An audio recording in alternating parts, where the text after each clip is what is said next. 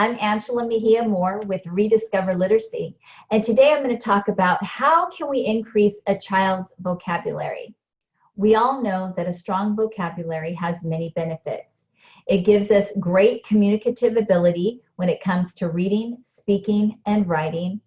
And an added bonus is that people with stronger vocabularies tend to do better on standardized testing. We all know that avid readers have strong vocabularies, but what about the reluctant reader or the non-reader? Those children need to be supported in a vocabulary program. And one way that you can do that as a parent is to offer them a word attack strategy using the prefix list.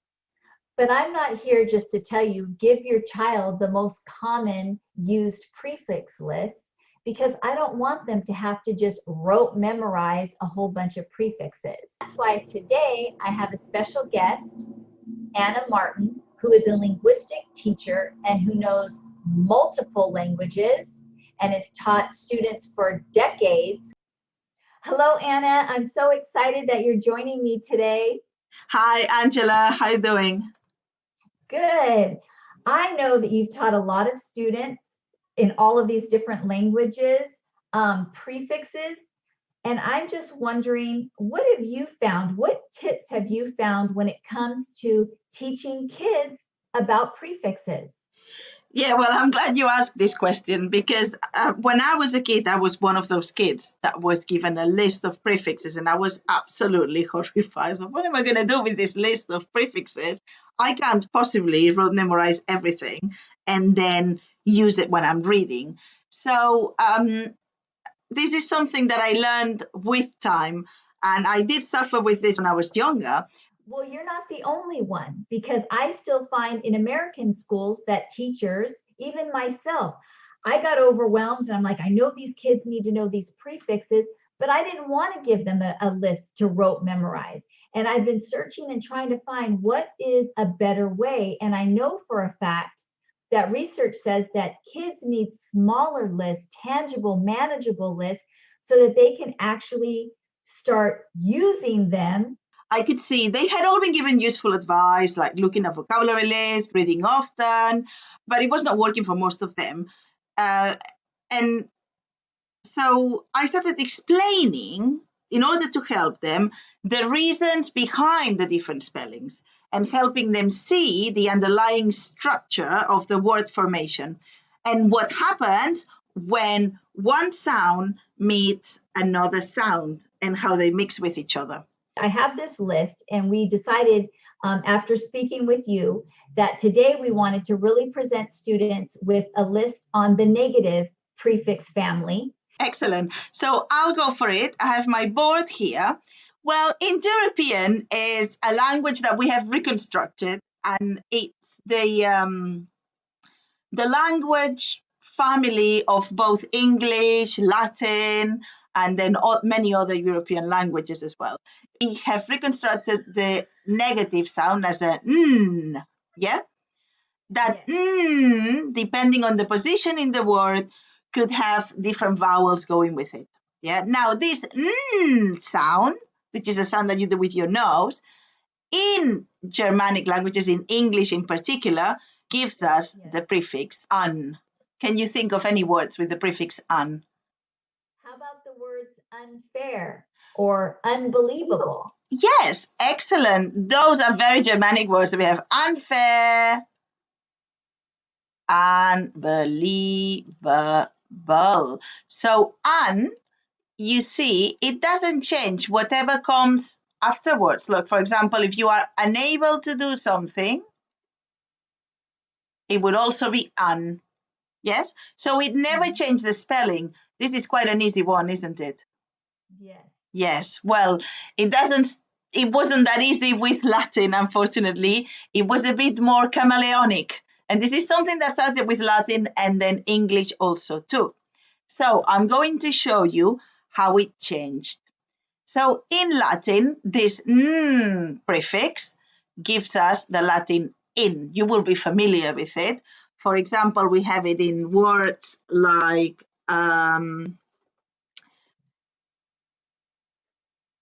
inedible, something that you cannot eat. Yeah? Mm-hmm. However, the problem with this in is that when the n sound meets other sounds afterwards, it wants to become like them. So if in meets a word starting with B or P, yeah, or M, it can become im, so that you use your lips as well. An example would be, for example, when something is not possible, it is impossible. But instead of saying impossible, we straight away will say impossible. Okay. Now, other sounds that can create a change are R and L. So when it meets an R or an L, this N will become an R or an L. For example, we have words, when something is not relevant, it is irrelevant. Therefore, it turns into irrelevant. With L, if you cannot read something, it will be illegible, which we will have to turn, I've run out of space here, into illegible. So, to summarize, when we have words coming into English from the Germanic background, or they can be from the Latin background, but they use the Germanic prefix, it will always be an. Very easy. You will not change the spelling. But when it comes through Latin and it's from in, it may change its spelling depending on what comes afterwards. Okay, so let's see now if the our audience can give it a try. I'm gonna give some words in English, like say lucky, and I want you to think of an opposite for lucky, or a word meaning that it's lacking in luck, yeah. Also, I'm going to give you excusable. So what's the opposite of excusable, or something that is not excusable? And then you could give it a try with mature, and you could also give it a try with reversible. And finally, to have an example with each of the sounds, you could give it a try with legitimate.